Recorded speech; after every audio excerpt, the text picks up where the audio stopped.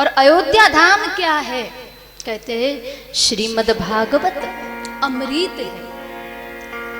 श्री अयोध्या धाम अमृत है और भगवान श्री अयोध्यानाथ परम अमृत है।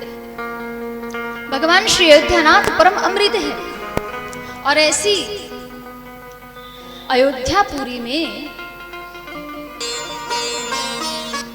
पहुंचना अनिवार्य है। इसलिए मैं उन लोगों के लिए कह रही हूं कि जो YouTube फेसबुक के माध्यम से ऑनलाइन इस कथा से जुड़े हुए हैं, जो लोग अपने घरों में बैठे इस कथामृत का पान कर रहे हैं, उनको मैं ये जरूर निवेदन करूंगी कि आप भले ही अपने शरीर से अपने घरों में बैठे हैं, इस अमृत का पान कर रहे हैं, लेकिन आप मन से जरूर अयोध्या पहुंचना। और जब हम मन से अयोध्या में पहुंचे तो ये भाव लेकर के देखो, धाम की भी एक महिमा है। जब आप घर से निकलते हो तो सोचते हो हम भगवान के मंदिर जा रहे हैं, हम राम मंदिर के दर्शन करने जा रहे हैं। तो मंदिर जाओ, मना नहीं है, लेकिन भगवान के धाम में जब जाओ तो ये भावना लेकर के जाना चाहिए कि हम धाम में नहीं, भगवान के घर में जा रहे हैं। स्वपुर्याम सुख, भगवान की पुरी में, ये एक अलौकिक धाम में जा रहे हैं, भगवान के घर में जा रहे हैं। और इस भाव को लेकर के यदि उस भूमि का ऊपर बैठ करके अयोध्या का चिंतन करोगे तो वो भूमि आपको भूमि का बनाने में सहयोग करेगी, मदद करेगी। प्रसन्नता की बात तो ये है कि अयोध्या धाम, पूज्य गुरुदेव महाराज कहा करते थे कि धाम में कथा तब होती है कि जब ठाकुर जी का मनोरथ होता है। और आज इससे ये बात स्पष्ट हो गई कि यह मनोरथ हमारा आपका नहीं, यह ठाकुर जी का मनोरथ है। और वैसे भी कहा जाता है कि अयोध्या में पहुंचना, जो अयोध्या में पहुंच गया मतलब पहुंच गया।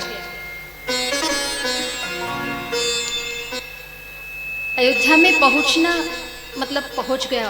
और ऐसा इसलिए कहते हैं कि सप्तेति मोक्षदायी का, यह मोक्षदायी का है। और अयोध्या में पहुंचने के बाद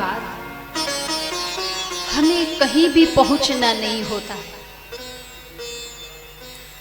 जो अयोध्या में पहुंच गया उसको फिर कहीं भी पहुंचने की आवश्यकता नहीं। और ऐसा इसलिए कि अयोध्या मोक्ष का द्वार है। और जब मोक्ष का द्वार हाथ लग जाता है तो फिर व्यक्ति को कहीं भी आने की, कहीं भी जाने की, कहीं घूमने की, कहीं भटकने की आवश्यकता नहीं। और इसीलिए कहते हैं कि कहीं भी गंतव्य तक पहुंचने के बाद क्या होता है? केवल विश्राम। हम कहीं जाने के लिए निकले और जब उस स्थान पर हम पहुंच जाए तो पहुंचने के बाद हमें यह होता है कि हाँ, हम पहुंच गए, और फिर तो केवल विश्राम होता है। वैसे ही अयोध्या में पहुंचने के बाद फिर कहीं पहुंचना नहीं होता है। और ऐसा इसलिए कहा गया है कि अयोध्या मथुरा माया काशी कांची अवंतिका पुरी द्वारावती चैव सप्तेति मोक्षदायिका।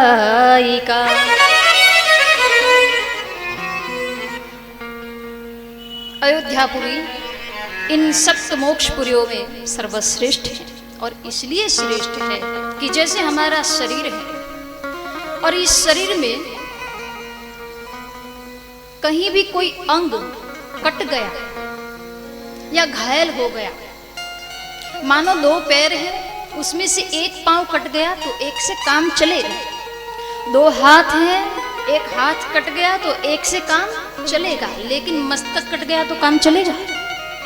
बिल्कुल नहीं। ऐसे अयोध्यापुरी मस्तक है, इसलिए अयोध्यापुरी को सर्वश्रेष्ठ कहा गया है। सप्तपुरियों में सर्वश्रेष्ठ श्री अयोध्या धाम है। बोलिए श्री अयोध्या धाम की जय, श्री सरयू महारानी की जय।